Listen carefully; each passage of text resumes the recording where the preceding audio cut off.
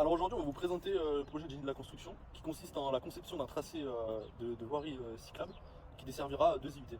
L'IUT de Château-Gombert derrière nous et l'IUT de Saint-Jérôme un peu plus loin. Donc voici un exemple de voie cyclable actuelle. On se trouve à côté d'une route où les voitures vont très vite. Notre projet on n'entend pas le bruit de la voiture.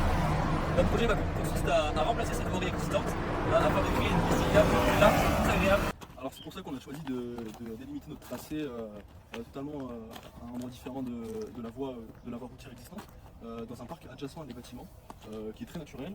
Pour l'instant, il n'y a rien qui a été construit et donc on a vraiment carte blanche sur cette parcelle. On se retrouve au cœur de notre projet dans un parc très calme, vraiment totalement décalé de la voirie habituelle, une voirie vraiment avec toutes les voitures qui passent, beaucoup de bruit. Là on est vraiment dans un temps calme, on va pouvoir se reposer. Le but est de desservir deux points.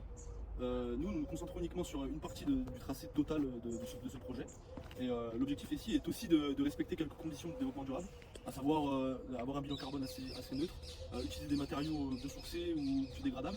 Donc, par exemple pour l'enrobé, on choisira d'utiliser plutôt un enrobé de type liant végétal qui est perméable, donc qui permet l'absorption des eaux de pluie facilement. Là on est au centre de l'activité de la voirie verte et donc on a la piste cyclable qui va arriver d'en haut du terrain. Là on peut voir qu'il y a une zone bitumée mais pas du tout adaptée au cyclisme.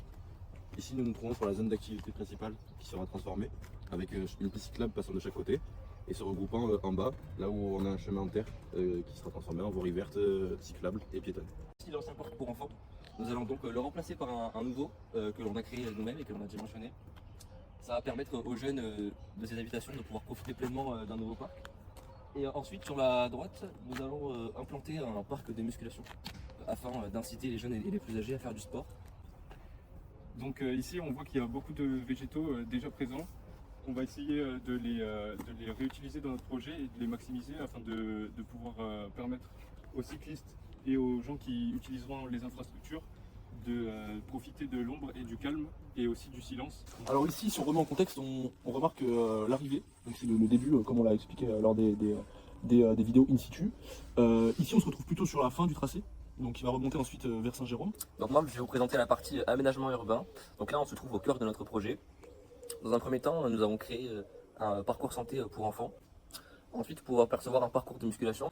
Alors pour la topographie du terrain, nous avons utilisé des couches de 5 mm de carton plume pour créer un dénivelé et les courbes de niveau tout le long du terrain qu'on a habillé avec de l'herbe, de la fausse herbe synthétique. Alors sur ce projet, nous avons des candélabres qu'on peut voir ici et là, photovoltaïques avec des panneaux solaires et mono-éclairage qui permettent d'être autonomes en électricité. Et pour le confort des usagers, on a aussi placé 4 bancs ainsi qu'un banc préfabriqué pour que les gens puissent s'asseoir et passer du bon temps.